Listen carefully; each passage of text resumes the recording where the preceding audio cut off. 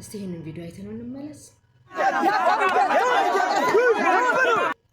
እንግዲህ ቪዲዮን እንዳያችሁት አንዲት ሴትን በደቦ ሲወግሯት ወደዛ ወደዚህ ያንገላቱ ያሰቃዩ ሲደበድቧት የሚያሳይ እጅግ በጣም የሚዘገንን ድርጊት ነው ያየሁት።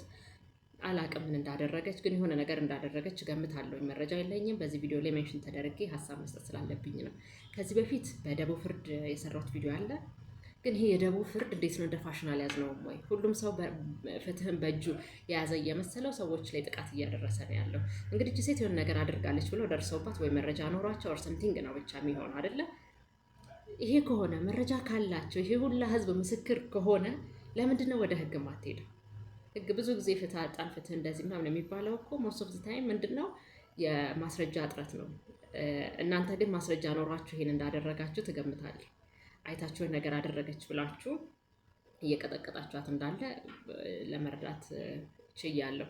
ሊሆንም ላይሆንም ይችላል። የራሴ ግምት ነው ይሄ። ቢሆንም ግን ይህን መረጃ ይዛችሁ ለምንድን ነው ወደ ህግ ማትሄዱት? ወንጀልን በወንጀል መመከት አግባብ ነው ወይ? እንግዲህ የሰው ልጅ ህይወት ላይ ጉዳት ማድረስ አካላዊ ጥቃትም ይሁን የተለያዩ አይነት ጥቃቶችን ማድረስ ህገወጥ ተግባር እንደሆነ ግልጽ ነው። ስለዚህ ለምንድን ነው የደቦ ፍርድ እንደ ፋሽን የያዝነው? ለምንድን ነው የደቦ ፍርድ አካባቢው ላይ ያለ ፖሊስ አካባቢው ላይ ያለ ፍርድ ቤት ለምንድን ነው አክቲቭሊ ይሄንን ነገር የማይቃወመው የማይሰራበት? ለምንድን ነው አሁን እዚህ አካባቢ ሴቷን ሲወግሯት የነበሩ ሰዎች በጠቅላላ በህግ መጠየቅ ያለባቸው ሰዎች ናቸው። ምክንያቱም ምንድነው ምክንያቶች እቺ ሴት ምንም አይነት ወንጀል ትስራ ራሱን ችሎ የተጻፈ ህግ ስላለ በዛ ህግ መሰረት መዳኘት ስላለባት ነው። ይሄ ነገር ከተለመደ እኮ እያንዳንዳችን የዚህ ጉዳይ ሰለባ እንሆናለን። ባልተጣራ ነገር ይሄን አድርጓል ይሄን አድርጋለች በሚል ባልተጣራ መረጃ ልንቀጠቀጥ ህይወታችንን ልናጣ የአካል ጉዳት ሊደርስብን ይችላል።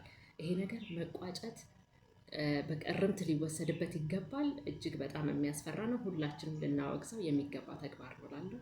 ቴንኪው